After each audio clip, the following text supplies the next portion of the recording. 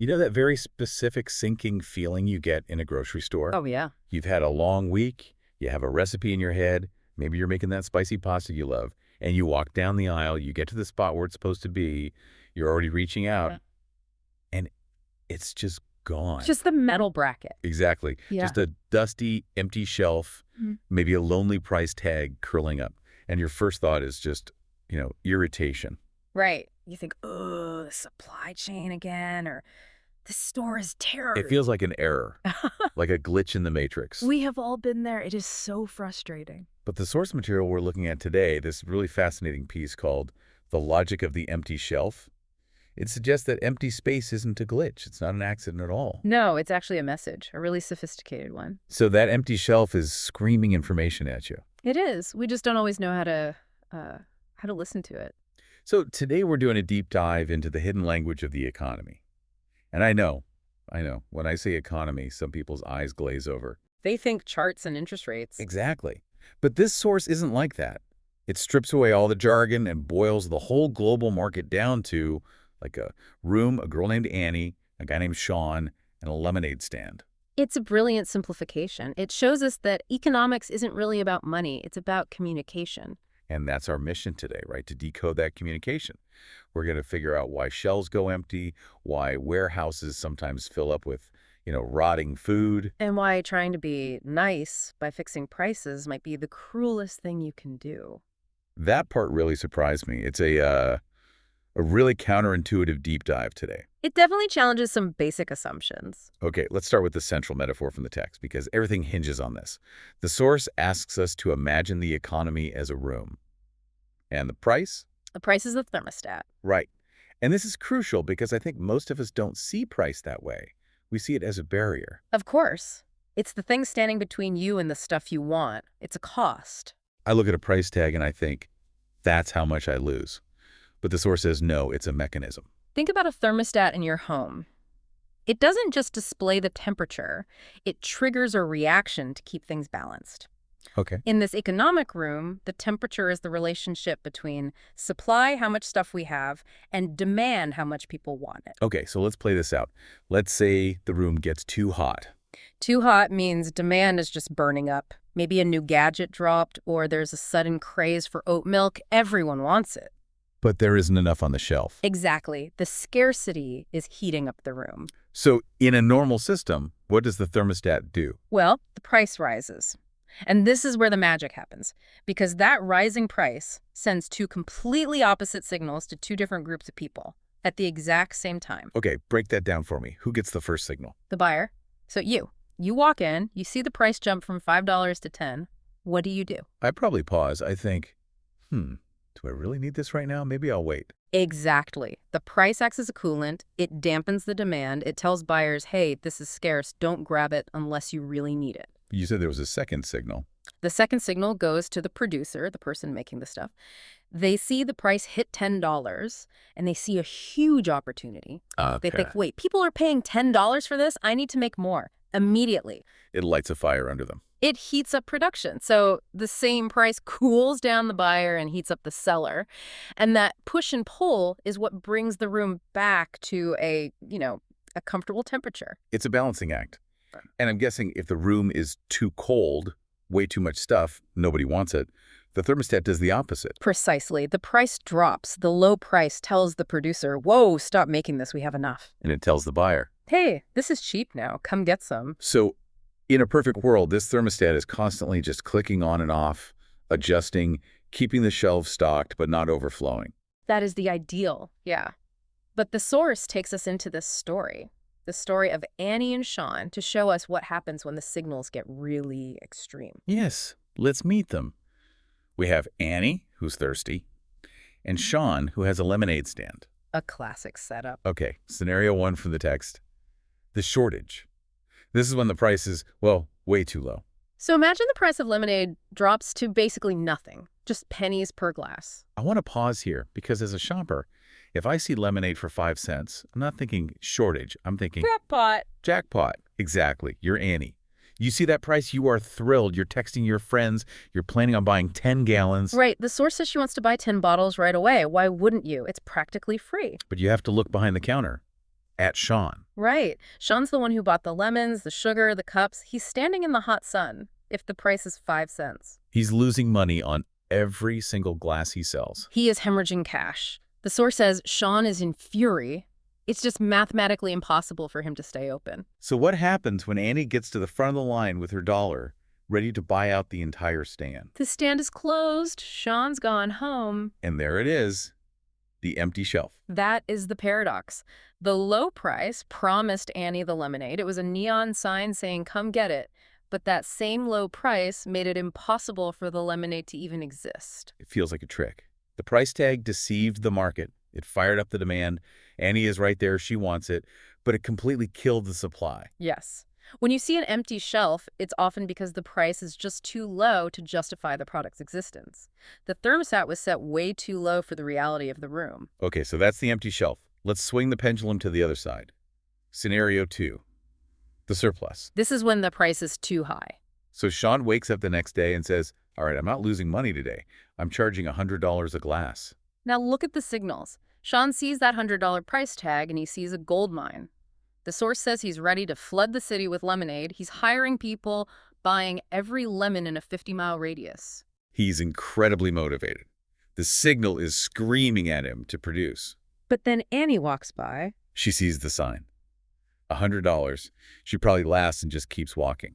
So what's the result in the real world? Sean now has warehouses stuffed to the ceiling with lemonade, but no one is buying it. And lemonade? It's perishable. Exactly. And this is where the imagery gets a bit dark. The source describes the product souring and rotting. It spoils. That is such a tragic image. All that work, all those resources, the water, the farming, the labor, just rotting. That's a surplus. The high price deceived Sean. It told him, make as much as you can, you'll be rich. But it lied. So in the first case, Annie couldn't get what she wanted. In the second, Sean made something nobody wanted. Both are just failures. Complete failures of the room to find a comfortable temperature. Now, this brings us to the part of the source I found the most provocative. So far, we've talked about prices moving naturally, but the section breaking the system is about what happens when we stop the thermostat from moving. Right, this is about price barriers. Usually when a government or some other body steps in and says, we don't like what the thermostat is saying, so we're taking the dial in place. I want to play devil's advocate here, because usually when this happens, it's not done out of malice, right? It's done to help people. Absolutely. The intention is almost always noble. So let's look at the price ceiling. The government tells Sean, you are not allowed to sell lemonade for more than $1. They're doing that to help Annie afford a drink. On the surface, it sounds great. Affordable lemonade for all? Who argues with that? Right. So why does the source say this leads to disaster? Because economic laws don't really care about our intentions. They care about mechanics. If you force the price to be $1, but it costs Sean $1.50 to make the lemonade, we're right back in scenario 1. Sean closes the stand. He has to, or he starts selling, yellow water. But either way, he stops producing. But the law says the price is $1. Annie has $1. Annie has $1, but there is no lemonade. This leads to what the source calls the eternal shortage. It's a structural gap. And the source mentions queues, lines. This is a really profound point. When you suppress the price in money, people end up paying in time. Wait, unpack that. Paying in time. If the price is kept artificially low, demand skyrockets, but supply shrinks. So how do you decide who gets the last few glasses? You make them wait. You see this in places with price controls on bread or gas. People wait in line for 6-8 hours. So the cost of the bread isn't just the few pennies. It's the entire day you lost standing in a line. Exactly. The shelf is empty, mandated by law. Okay, let's flip it. The price floor. This is the opposite. The government says, Sean's a hard worker. We need to support our lemon squeezers. Lemonade must cost at least $50. And again, I can hear the argument. We want producers to make a living wage. We want to support farmers. It sounds supportive, but you cannot legislate demand. You can pass a law that the price is $50, but you can't pass a law that forces Annie to open her wallet. So Sean produces a ton of lemonade because he's guaranteed this high price. But Annie doesn't buy it, so we end up with huge surpluses. This is where you see those really disturbing news stories. Farmers pouring thousands of gallons of milk into manure pits. I've seen those photos. It always feels like such a crime. You think, there are hungry people. Why are you destroying food? And the answer, usually, is a price floor.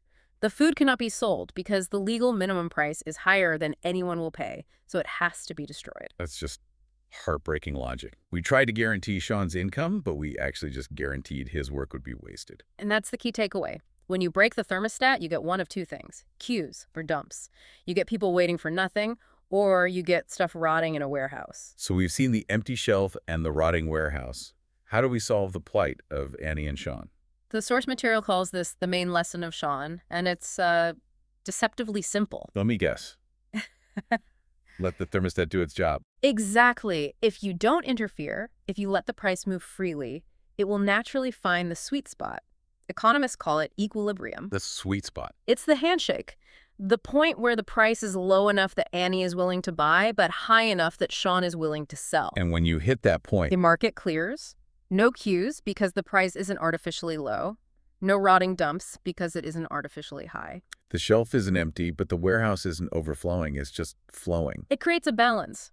And here's the part that really blows my mind. No one person has to calculate this. Right. There's no minister of lemonade deciding how many lemons to grow this year. That would be impossible. The world is way too complex. But the price mechanism acts like a distributed supercomputer. Millions of Annies and Seans sending signals to each other constantly just by buying or not buying. It really changes how you look at a grocery store. When I see a clearance sticker now, 50% off, must go. Mm. I don't just see a bargain. What do you see? I see the stores screaming, "We made a mistake. We have too much. Please help us fix the temperature." That's exactly it. It's a distress signal. And on the flip side, when a new game console's price is sky high, it's not just greed. It's a signal flare saying, we can't make these fast enough. Conserve them. It turns the economy from this static, boring thing into a living, breathing system. It does. And it teaches us that prices are information. And when you distort information, you force people to make bad decisions. Before we wrap up, I want to leave everyone with a thought that really stuck with me from the end of the text. It brings us back to the thermostat. The thermometer. Right. So the source says price is just a thermometer measuring reality, the reality of scarcity. So here's a question. If it's freezing cold outside, 10 degrees below zero, and you hate seeing that number on the thermometer? You want it to be a nice, warm 70 degrees. Exactly. If you take a lighter and you hold it under the bulb of the thermometer until it reads 70, have you actually solved the problem? You've made yourself feel better for a second. The number looks right. But when you walk outside without a coat, You freeze to death. precisely, you haven't changed the weather, you've just blinded yourself to the reality of how cold it actually is. And I think that's the big takeaway. Price controls are like holding a lighter to the thermometer. They make the numbers look fair, but they don't change the reality of how much lemonade there actually is. They just ensure that when reality hits, when the shelf is empty or the food is rotting, we're completely unprepared for it. So something to think about the next time you're standing in that aisle staring at that empty metal bracket. Don't just get mad at the manager. Ask yourself, what is the signal trying to tell me? And is someone messing with the thermostat? It's a fascinating question to ask. Thank you so much for joining us on this deep dive into the logic of the empty shelf. It was a pleasure. We'll catch you on the next one. Keep your eyes on those shelves.